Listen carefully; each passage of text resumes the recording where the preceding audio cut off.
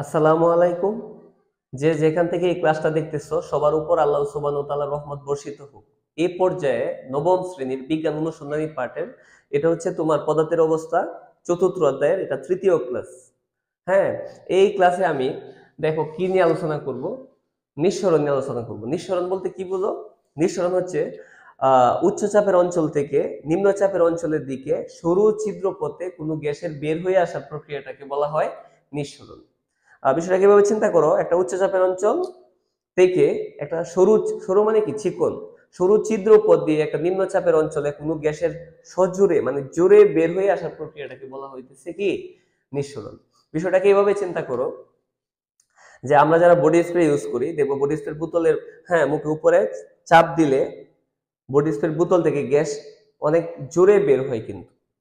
এটা আমরা প্রতিনিয়ত দেখি, কারণ এই বডি স্প্রে বোতলের ভিতরে গ্যাসের কণাগুলি কি কাছাকাছি থাকে। যখন আমি চাপ দিই তখন দেখবা বডি স্প্রে বোতল থেকে একটা ছিদ্র পথ দিয়ে একবার চিকন একটা ছিদ্র পথ দিয়ে গ্যাসটা অনেক জোরে বের হইতেছে। এই যে জোরে বের হওয়ার যে প্রক্রিয়া গ্যাসের, সেটাকে আমরা বলতেছি কি নিঃসরণ। মানে এই তাহলে বডি স্প্রে যে বোতল, বডি স্প্রে বোতল এর ভিতরে গ্যাসের কণাগুলি কাছাকাছি থাকে, এটাকে উচ্চ চাপের অঞ্চল। যখন তুমি চাপ দিবা তখন ছিদ্র পথ দিয়ে এই পরিবেশে এসে পড়বে, সেটা হচ্ছে নিম্নচাপের অঞ্চল। এই উচ্চ চাপের অঞ্চল থেকে নিম্নচাপের অঞ্চলের দিকে কোনো গ্যাসের জোরে বের হয়ে আসার প্রক্রিয়াটাকে বলা হয় নিঃসরণ। ঠিক আছে? আর নিঃসরণের আরেকটা উদাহরণ দেওয়া যেতে পারে যে নিঃসরণ হচ্ছে তোমার যেমন তুমি যদি কোনো একটা বেলুন নাও, মনে করো এটা একটা বেলুন,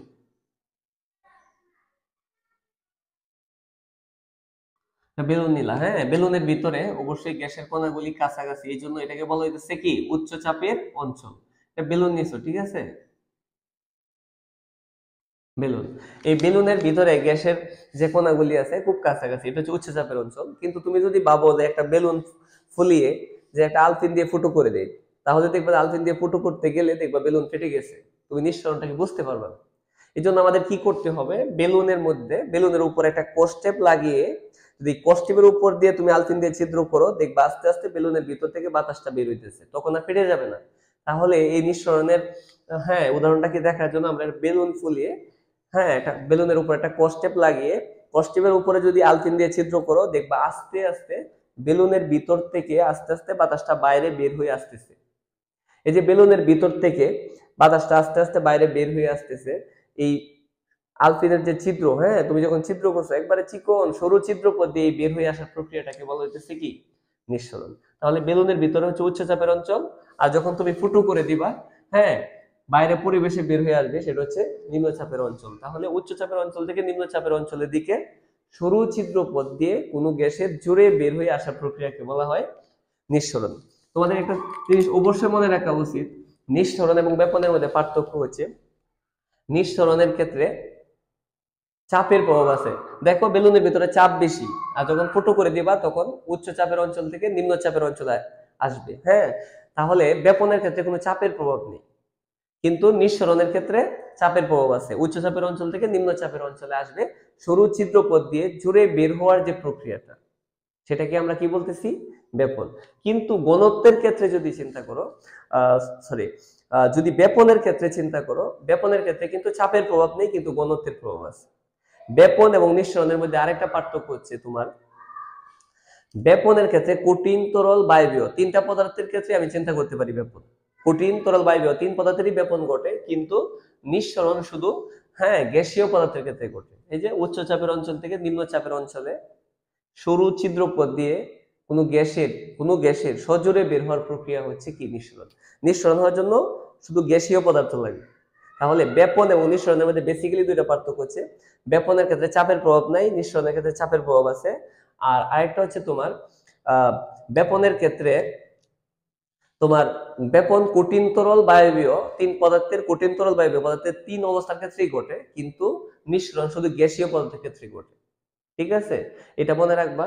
আর আরেকটা কথা বলে নেই, এই যে তোমার বডি স্প্রের বোতল চিন্তা করতে পারো, অথবা এই যে বেলুন আলপিন দিয়ে ছিদ্র করলে সরু ছিদ্র পথ দিয়ে বের হয়, এই সরু ছিদ্র পথকে অনেক সময় কি বলা হয় পিন হোল। প্লিজ একটু মনে রাখবা। তাহলে এই যে সরু যে ছিদ্র পথ দিয়ে বের হয়, এই সরু ছিদ্র পথটাকে বা এটা বেলুনের হ্যাঁ বেলুন হতে পারে অথবা বডি স্প্রে হতে পারে, এই যে ছিদ্রপথ দিয়ে বের হয় এই ছিদ্রপথকে কি বলা হয়? পিন হোল বলা হয়। ঠিক আছে। আচ্ছা আরেকটা জিনিস এখানে মনে রাখবা, সেটা হচ্ছে সিএনজি। সিএনজি বলতে আমরা বুঝি তোমার, এভাবে যদি চিন্তা করো, সিএনজি কমপ্রেসড ন্যাচারাল গ্যাস।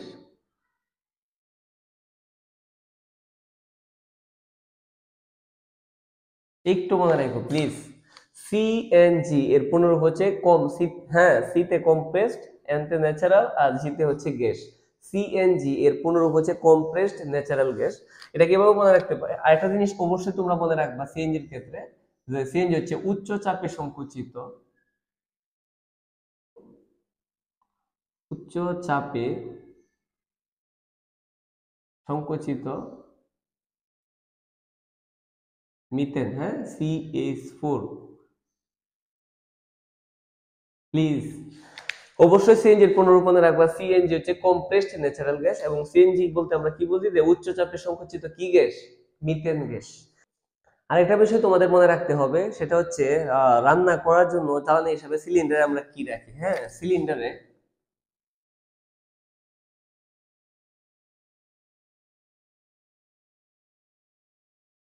রাখা হয় প্রোপেন।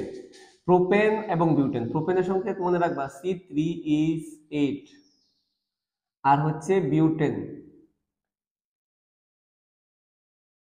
C4H10। অবশ্যই মনে রাখবা সিলিন্ডারের মধ্যে প্রোপেন ও বিউটেন গ্যাসকে উচ্চ চাপে সংকুচিত করে তরল, হ্যাঁ তরল বানিয়ে সেটাকে সিলিন্ডারের মধ্যে কি করা হয়?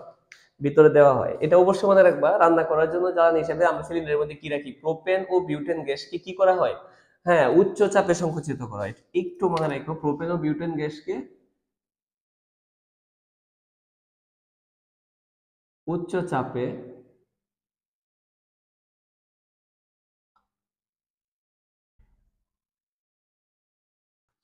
প্লিজ একটু মনে রাখো, রান্না করার জন্য জ্বালানি হিসেবে সিলিন্ডারের মধ্যে কি করা হয়? প্রোপেন ও বিউটেন গ্যাসকে উচ্চচাপে সংকুচিত করে, প্রোপেন ও বিউটেন গ্যাসকে উচ্চচাপে সংকুচিত করে এটাকে তরলে পরিণত করে এই সিলিন্ডারের ভিতরে দেওয়া হয়। ঠিক আছে, আশা করি তোমরা সবাই বুঝতে পারছো। সবাই ভালো থাকো, সুস্থ থাকো, আল্লাহ হাফেজ।